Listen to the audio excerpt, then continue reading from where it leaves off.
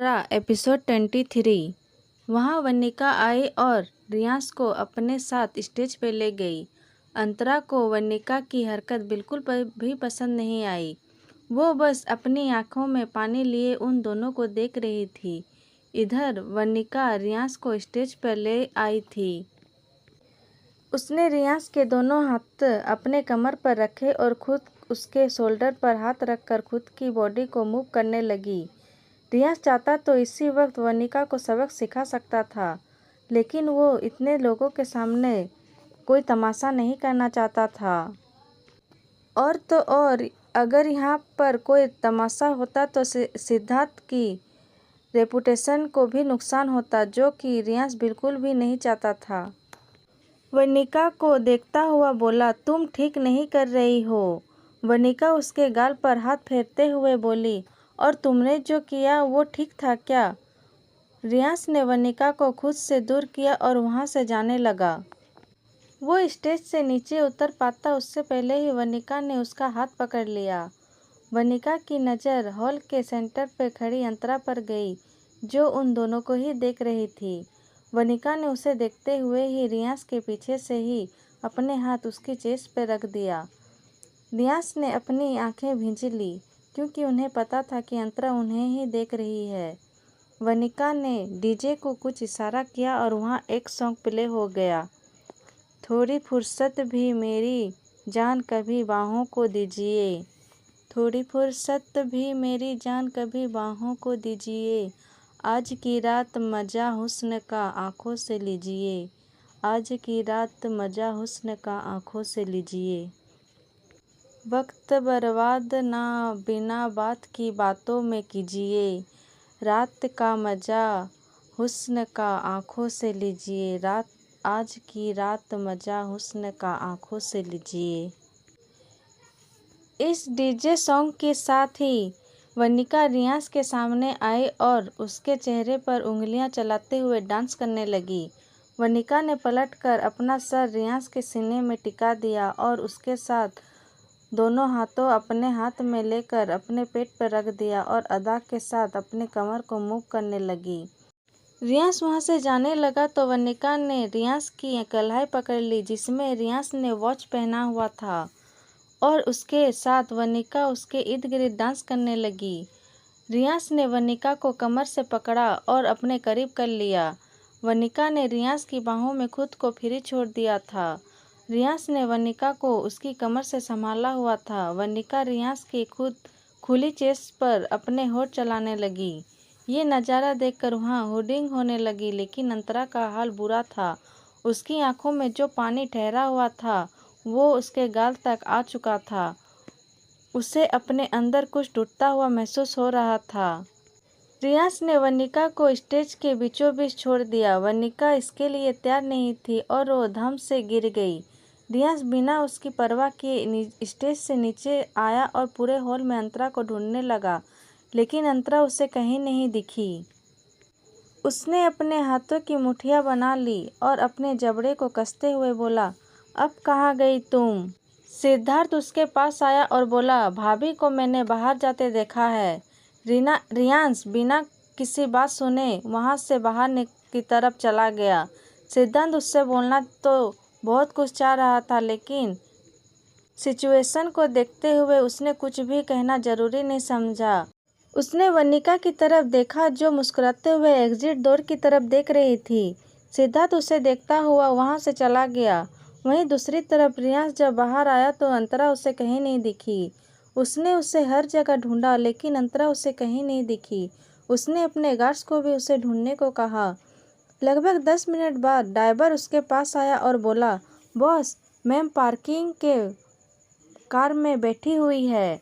ये बात सुनकर रियांश ने चैन की सांस ली। वो भागता हुआ पार्किंग में गया।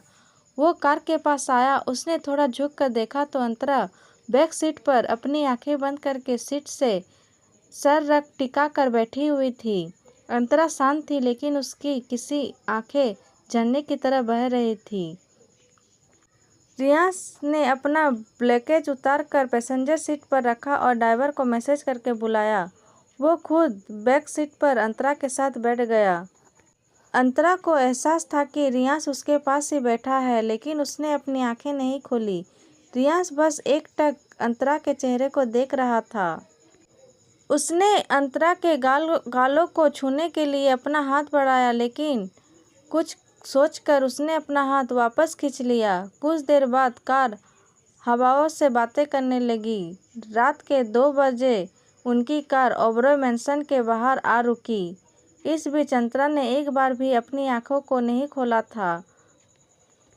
फौरन ही रियांश की नज़रें अंतरा के चेहरे से हटी।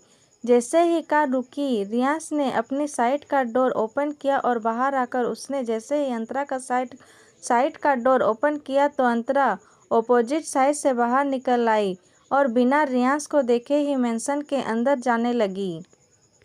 उसने ऐसे खुद को इग्नोर करता देख रियांश को गुस्सा आ गया। उसने कार का डोर बहुत तेजी से बंद किया। अंतरा ने जब डोर की आवाज़ सुनी तो उसकी अपनी आंखें बंद कर ली और उसके कदम जहां थे वहीं ठहर गई। फिर अंतरा वापस आगे बढ़ गई। रियांश बस उसे अंदर जाता देखता रह गया। इधर अंतरा जब आई तो सब सो चुके थे। वो अपने बेडरूम में आई और चेंज करने के लिए क्लोजेट में चले गई। कुछ देर बाद रियांश रूम में आया तो उसे अंतरा कहीं नहीं दिखी। उसने एक नज़र क्लोजेट के डोर पर देखा जो बंद था। अंतरा एक नाइट गाउन पहनकर बाहर आई तो रियांश अपनी शर्ट का बटन खोल रहा था। अंतरा की नज़र उसके चेस्ट पे गई जहां वनिका की लिपस्टिक के निशान साफ दिख रहे थे। वो निशान देखकर अंतरा की आंखें एक बार फिर से नम हो गई। उसकी आंखों में कुछ घंटों पहले का नज़ारा फिर से घूमने लगा था। उसने अपनी आंखें बंद करके अपने आंसुओं को बहने से रोका और रियांश को इग्नोर करते हुए रूम से बाहर चले गई। रियांश ने उसे जाता हुआ देखा तो खुद से कहा, अब इस वक्त कहाँ गई है? कहीं दादाजी से मेरी शिकायत करने तो नहीं गई? इतना बोलकर उसने शर्ट उतारा और बेड पर रखा और खुद वापस वॉशरूम में चला गया। इधर अंतरा किचन में आई और अपने लिए अदरक की चाय बनाने लगी। अंतरा बचपन से ही ऐसी थी। जब वो परेशान होती थी तो चाय पीती थी। इससे इसका सर हल्का हो जाता था। बिंदिया अपने कमरे से निकलकर पानी लेने आई थी। वो अंतरा को किचन में देखकर बोली, अरे दीदी, इतनी रात में आप यहाँ क्या कर रही है? फिर उसकी नज़र गैस पर उबलती चाय पर गई। वो चाय देखकर अंतरा से बोली, दीदी अगर आपको कुछ चाहिए था तो मुझे बोल देती, मैं बना देती। अंतरा बिना उसकी तरफ मुड़े बोली, कोई बात नहीं बिंदिया, मैं बना लूँगी, तुम जाके सो जाओ। बिंदिया को अंतरा का व्यवहार थोड़ा अजीब लगा, लेकिन उसने ध्यान नहीं दिया और पानी लेकर वापस चली गई। बिंदिया वहाँ से निकलकर अपने कमरे में वापस आ गई। अंतरा ने चाय बनाई और कप में डालकर अपने कमरे में तरफ चले गई। उधर रियांश वॉशरूम में शावर के नीचे खड़ा था। उसने अपने दोनों हाथ दीवार पर टिकाए हुए थे। वो दीवार पर पंच मारता हुआ बोला, वनिका खुराना, तुमने तो मैं ऐसा सबक सिखाऊंगा कि तुम्हें अपने आप से भी नफरत हो जाएगी। कुछ देर बाद वो वॉशरूम से बाहर निकला। उसकी पूरी बॉडी पूरी भींगी हुई थी। उसके बालों से पानी टपक रहा था। उसने अपने कमर पर एक टॉवल बांध रखा था। वो बाहर आया तो अंतरा उसे डोर से चाय पीती हुई दिखी। वो अंतरा को ऐसा देख रहा था जैसे कहना चाह रहा हो कि इतनी रात को कौन चाय पीता है। अंतरा अंदर आई और सोफे पर बैठकर चाय पीने लगी। वो बस एक शून्य को देख रही थी। उसने चाय की खाली कप सेंटर टेबल पर रखा और बेड की तरफ देखा जहां पर रियांश की सफ़ेद शर्ट बिस्तर पर पड़ी थी। वो उठी और शर्ट को वॉशरूम में रख कर आई। रियांश जो मिरर के सामने खड़ा होकर एक टॉवल से अपने बालों को पोंछ रहा था, उसकी तिरछी नज़र अंतरा पर थी। वो देख रहा था कि अंतरा किस तरह से उसे इग्नोर कर रही है। अंतरा ने जब सब कुछ अरेंज किया और वार्डरोब से एक पिलो और बेडशीट लेकर आई और सोफे पर आंख बंद करके बेडशीट ओढ़कर लेट गई। रियांश भी चुपचाप बेड पर आकर लेट गया। अंतरा ने बेडशीट से अपना चेहरा ढक रखा था। उसकी आंखों के कोने से आंसू गिर रहे थे। वो चीखना और चिल्लाना चाहती थी लेकिन वो शांत थी। रियांश जो बिस्तर पर लेटकर अंतरा को देख रहा था, वो जानता था कि अंतरा सोई नहीं है बल्कि लेटी है, लेकिन वो बस अंतरा को कुछ कहना नहीं चाहता था। अगली सुबह रियांश की जब आंखें खुली तो उसने कमरे में खुद को अकेला पाया। उसके सामने सोफे पर देखा तो वहाँ अंतरा नहीं थी। वो उठा और जिम के लिए रेडी होने लगा। रियांश जिम पर अपना वर्कआउट कर रहा था। उसकी बॉडी खाली थी। उसने बस एक शर्ट पहना हुआ था, ब्लैक कलर का। लगभग 2 घंटे बाद वर्कआउट के बाद रियांश जिम रूम से बाहर निकला तो अंतरा जो चाय की ट्रे लेकर आ रही थी वो उससे टकरा गई। इससे पहले वो गिरती रियांश ने अपने एक हाथ से उसकी कमर को और दूसरे हाथ से चाय के ट्रे को संभाल लिया। रियांश की नज़र अंतरा के बंद पलकों पर ठहर गई। रियांश ने अंतरा के ऊपर से नीचे तक देखा तो वो बस उसे देखता रह गया। अंतरा ने बेबी कलर का साड़ी पहनी हुई थी, हाथों में मैचिंग चूड़ियाँ, माथे पर छोटी सी बिंदी, होठों पर लिप बाम और मांग में सिंदूर, गले में उसका पहनाया हुआ मंगलसूत्र।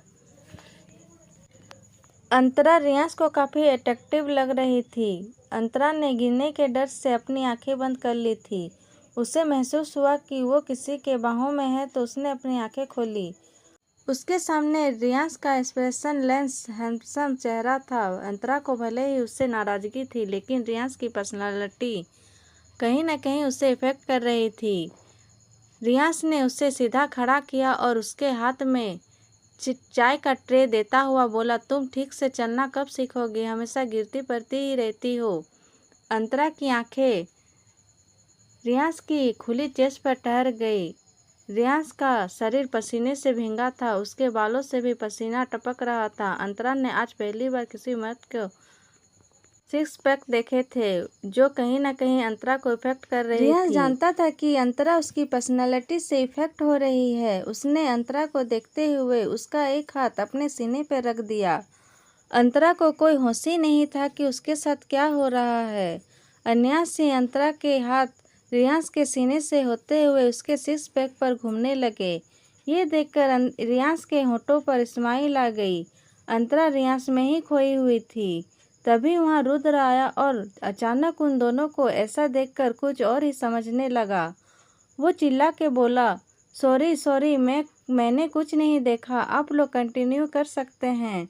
उसकी आवाज़ सुनकर अंतरा अपने होश में आई और जल्दी से रियांश को धक्का देकर वो वहाँ से चले गई।